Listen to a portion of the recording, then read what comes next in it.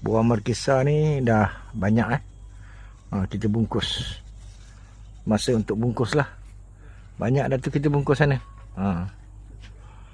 Dan buah limau sangkis sebelah belakang sana pun banyak. Nanti kita nak bungkus dia. Hari ni kita operasi bungkus. Tu atas tu ada lagi. Nampak tak? Nak kena bungkus lah semua tu. Okey, ni tangga untuk bungkus. Okey. Ni buah dah kecut dah. Kecut tak cukup air kot. Sian dia. Kita kena siram lah. Tapi kita bungkus dia ni. Kena bungkus lah. Macam mana? Kita bungkus saja lah, insyaAllah. Mudah-mudahan dia membesar. Dah lama tak hujan Pokok ni satu benda yang saya belajar lah. Dah 4 tahun di Kobonden ni. Tu satu benda yang saya belajar, ilmu baru. Kalau dia nak bagi dia berbuah, ni satu petua lah.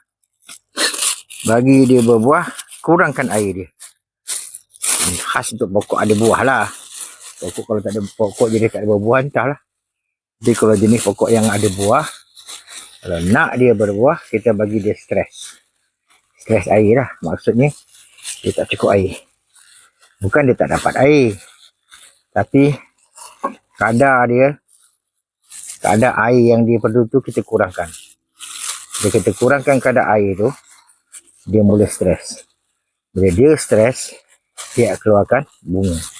Tapi sebenarnya bukan pokok ni je lah yang saya pegang ni, saya tunjuk ni. Segala jenis pokok, terutamanya yang pokok durian tu yang dia selalu buat tu lah. Okey, tapi bukan pokok durian je. Saya dah try segala jenis pokok. Dah masuklah pokok bunga.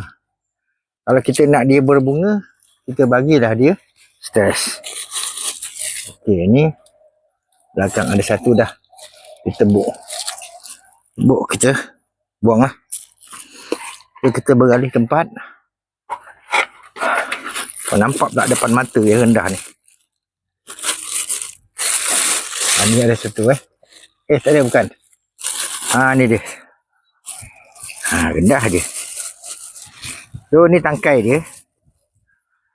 Kalau saya ikat, saya bungkus, biasanya saya akan bungkus ikat kat sini. Kenapa nak ikat kat sini? Sebab kalau buah ni jatuh, dia tergantung kat tangkai tu. Plastik ni tak jatuh sekali. Jadi cara saya lah, saya bungkuslah kat tangkai ni. Okey, siap satu. Dah. Buah dah banyak, kita bungkus lah. Tak bungkus, kita bagi dekat alat-alat buah, serangga-serangga penyengat yang nak makan buah ni. Tu mana yang dah ada lah, dah nampak hasil ni, takkan kita nak biarkan. Jadi kita manfaatkan. Cuba korang Google, apakah kelebihan buah markisa? Bila kau dah Google tu, barulah kau tahu, korang tahu sayangnya pada buah markisa.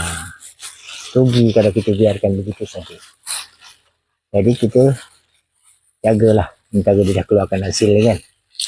Kalau dia tak keluarkan hasil, lain cerita. Banyak ni kita bungkus je, mana boleh kita bungkus. Tak kira buah warna kuning ke, buah warna merah ke, sama saja. Yang penting dibungkus. Bila bungkus baru kita dapat makan hasil dia.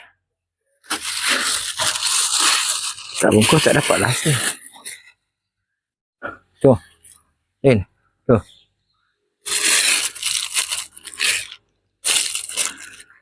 Bawah.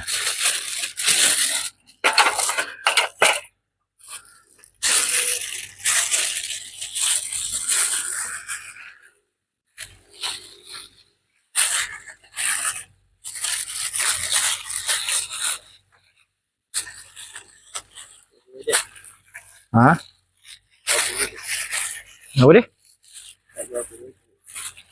Okey tu, dah 5 minit cukup lah, 3 minit, 4 minit boleh. Kalau landscape 5 minit, 4 minit. Okey. Ada lagi. Ni dah kecut dah. Kecut ni sebab dia apa tak dapat air. Kecut buah dia. Tak sampai dekat dia air tu. Jadi kita kena siram. Ni yang dah lebih-lebih ni kita kena ikat lah tu je. Kita kena bungkuskan dia supaya kita dapat menikmatinya nanti.